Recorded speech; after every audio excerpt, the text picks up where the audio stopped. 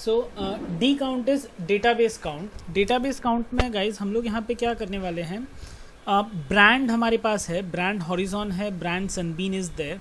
ये दो ब्रांड के बल्ब्स हमारे पास अवेलेबल है, बल्ब है, नियॉन है, मतलब लाइट्स के प्रोडक्ट्स है।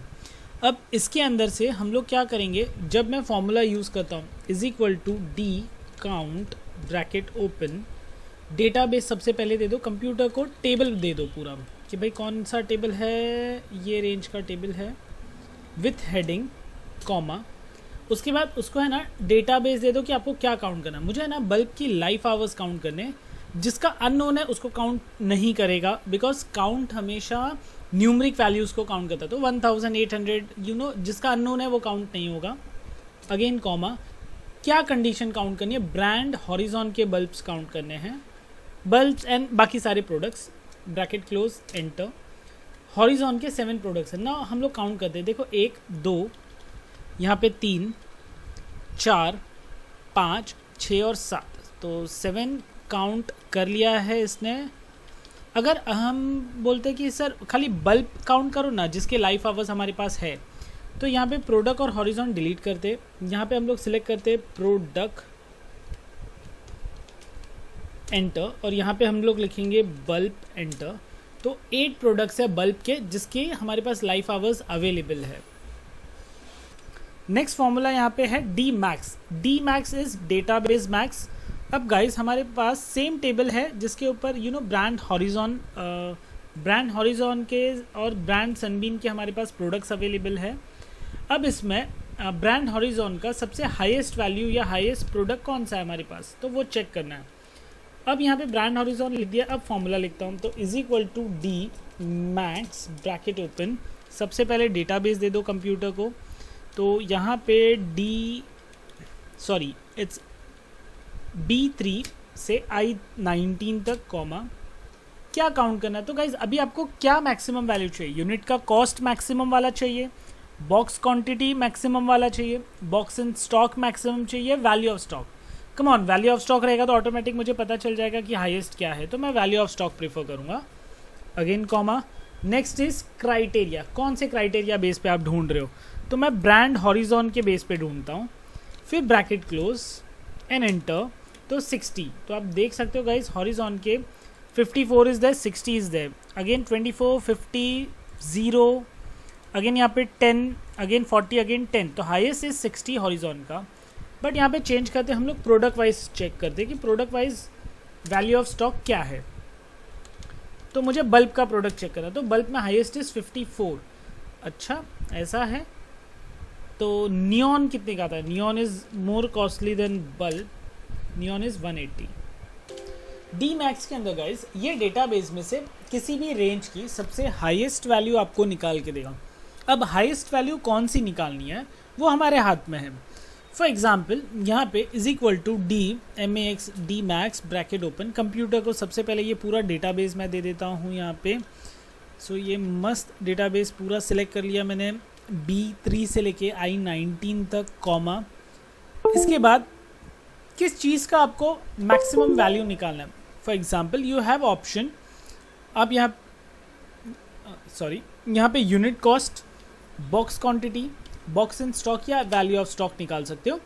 सो I will go with value of stock comma, किसका वैल्यू ऑफ स्टॉक का क्या निकालना है, तो प्रोडक्ट नियॉन का value of stock the maximum मैंने स्टार्टिंग में ही लिखा हुआ है, ब्रैकेट क्लोज एंटर करता हूँ, तो देखो ये डी मैक्स प्रोडक्ट नियॉन का मैक्सिमम वैल्यू यहाँ पे 180 निकाल के मुझे दे देगा।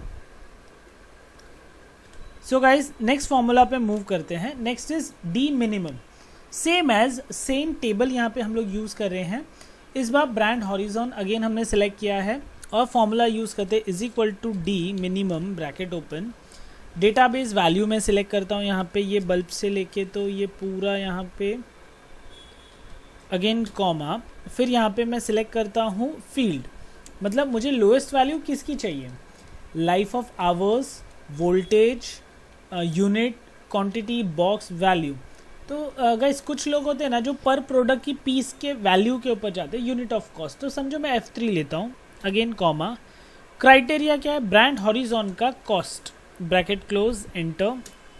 सो यहाँ पे पाउंड वैल्यू आ गया। अभी आप बोलोगे सर यहाँ पे पाउंड आ रहा, रुपीज़ चाहिए, तो आप इस पूरे वैल्यू को सिलेक्ट कर सकते हो यहाँ तक। सॉरी थोड़ा सा ज़्यादा हो गया सिलेक्शन।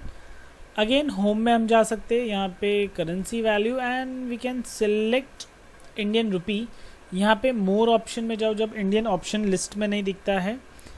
अकाउंटिंग में गए, सिम्बल्स में गए और नीचे जाते जाओ, स्क्रॉल करके नीचे जाएंगे हम लोग। इंग्लिश इंडिया या हिंदी करेंसी आपको विजिबल होगी। रुपीज़ की वैल्यू, रुपीज़ का सिंबल हमको पता है, इंडिया इंग्लिश सिलेक्ट किया, ओके एंड यहाँ पे रुपीज़ की वैल्यू चेंज हो गई है। अगेन मुझे तो वैल्यू ऑफ स्टॉक की भी चाहिए, तो वैल्यू ऑफ स्टॉक को भी सिलेक्ट करता हूँ एंड होम में जाते हैं एंड यहाँ पे करेंसी एंड यहाँ पे रुपीज़। अरे गायब हो गया, no problem. So you know we can select फटाफट यहाँ से Hindi English India, okay and same goes for